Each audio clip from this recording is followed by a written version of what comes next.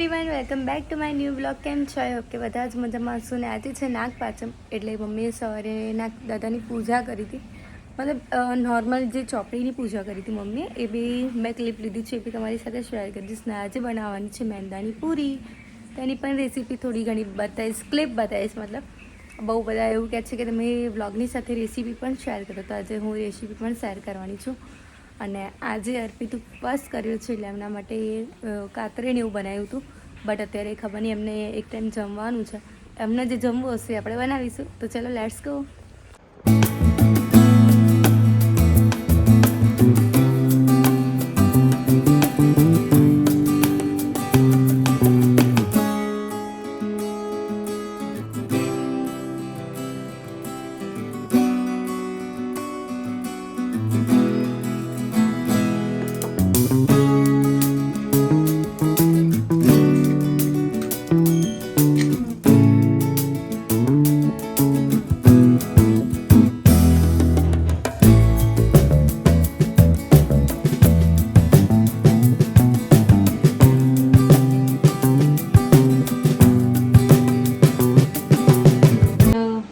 ગ્રામ મેંદાનો લોટ અને કથરોટ લઈ લીધી છે. અને અત્યારે સાંજે જમવામાં બનાવવાનું છે વઘારેલી ખીચડી. તો ચલો ફટાફટ પૂરી બનાવીને ખીચડી બનાવી લઈએ. હળદર, પછી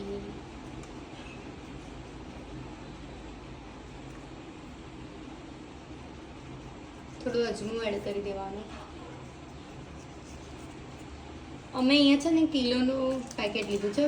પહેલાં 500 બતાવ્યું હતું, બટ પછી કિલોનું ફાઇનલ કર્યું, એટલે પછી બીજા 500 પેકેટ એડ કરી દીધું, એટલે કિલોનું પેકેટ લઈ લીધું છે. મીઠું એડ કરી દઈશું. બધો લોટ સારી રીતે મિક્સ કરી લેવાનો. લોટને સારી રીતે મિક્સ કરી દીધો છે. તેલ એડ કરી દેવાનું છે. અહીંયા તેલ વધારે એડ કરવાનું. તેલ એડ કરવાથી આપણી પૂરી પોચી બની શકે છે, એટલા માટે તેલને વધારે એડ કરવાનું. અને પછી સારી રીતે બધું લોટ મિક્સ કરી લેવાનું.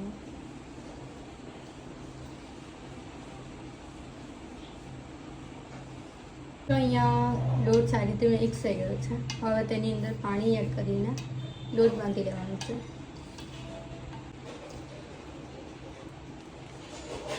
તો આ રીતે થોડું થોડું પાણી એડ કરતા જઈશું અને લોટ બાંધતા જવાનું છે.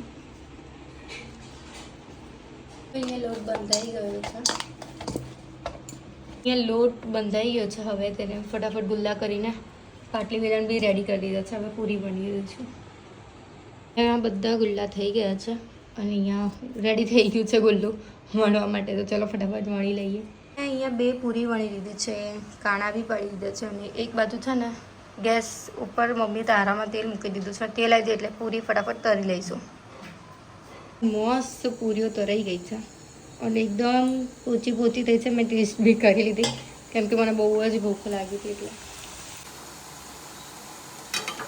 ગયેલી ખીચડી માટે દાળ ચોખા બી પલાળી દીધા છે. હવે ફટાફટ ખીચડી વઘારી લઈએ.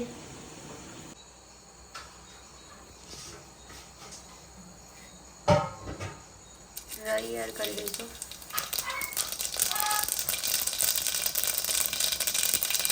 રાઈ થઈ જાય એટલે લસણ મરચાંની પેસ્ટ,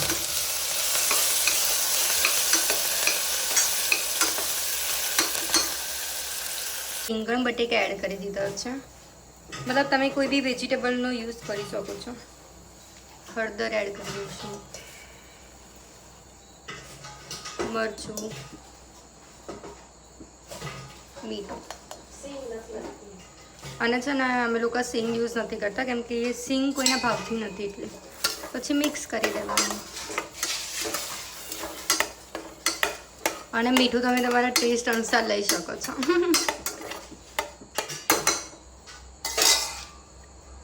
હવે આની અંદર દાળ ચોખાને એડ કરી દઈશું. બધી જ વસ્તુ એડ કરી દીધી છે અને સારી રીતે મિક્સ પણ કરી દીધી છે. હવે કુકરનું ઢાંકણું બંધ કરીને સીટી વગાડી દઈશું. અને છે ને પાણી વધારે નાખ્યું છે, કેમ કે પપ્પાને ઢીલી ખીચડી ભાવે છે, એટલા માટે. કુકરની સીટી વાગશે એટલે આપણે રાહ જોઈને ઊભું રહેવાનું છે. 2 થી 3 સીટી વગાડવાની, એટલા માટે.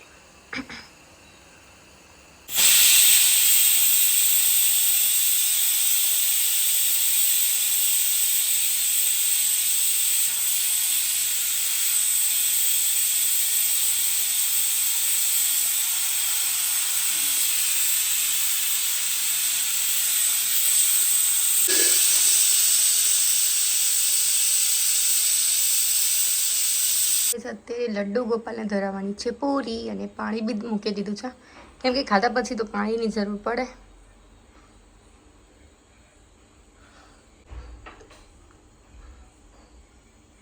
અહીંયા મસ્ત ખીચડી છુંદો અને પૂરી રેડી થઈ ગઈ છે તો છે ને ફટાફટ જમી લઈએ કેમ કે બહુ જ લેટ થઈ ગયું છે.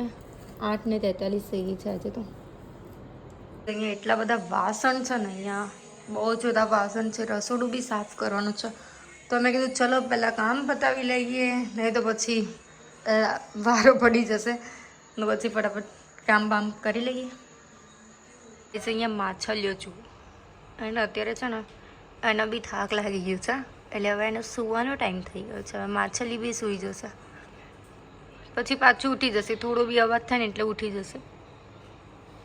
બધી માછલી રમે છે અત્યારે તો. ટી વગાડતાની સાથે જ રસોઈ આખું ક્લીન થઈ ગયું છે, નીચે બધું ક્લીન થઈ ગયું છે, કચરો વાળીને સાફ કરી દીધું છે. તો ચલો હવે રસોડાને ફાઇનલી બાય બાય કરી દઈશું કેમ કે હવે મળીશું રસોડાને કાલે સવારે. અત્યારે તો આજનો કોઠો અહીંયા જ પૂરો થઈ ગયો છે અમારું તો. અને કાલે છે રાંધણ છઠ. તો જ્યારે હું નાની હતી ને ત્યારે મનમાં એવું થતું હતું કે રાંધણ છઠ છે તો પછી આખો દિવસ રાંધ જ કરવાનું, બટ એવું નથી હોતું. મતલબ રાંધણ છઠના આગલા દિવસે મતલબ શીતળા સાતમ હોય છે એટલે શીતળા માતાની પૂજા કરવાની હોય છે, એટલા માટે એ દિવસે ઠંડુ ખાવાનું હોય છે. તો પછી છઠના દિવસે બધી રસોઈ બનાવવાની હોય છે એટલે આજે થોડું ઘણું અમે બનાવી દીધું છે અને હવે કાલે બનાવવાનું છે થેપલા વડા. હવે બીજું શું બનાવીશું એ હજી નક્કી નથી કર્યું, બટ આટલું ફાઇનલ છે. જે બી બનાવીશું બધું જ તમારી સાથે શેર કરીશું. ગાઈસ આજે વ્લોગ અને રેસીપી બંને શેર કરી દીધું છે. તો આજના વ્લોગમાં આટલું જ હતું. વ્લોગ સારું લાગે તો લાઈક કમેન્ટ અને શેર કરજો. ચેનલમાં નવા હોય તો જલ્દી સબસ્ક્રાઈબ કરી દો. મળીએ એક મસ્ત મજાના વ્લોગની સાથે. ત્યાં સુધી જય શ્રી કૃષ્ણ, હર હર મહાદેવ.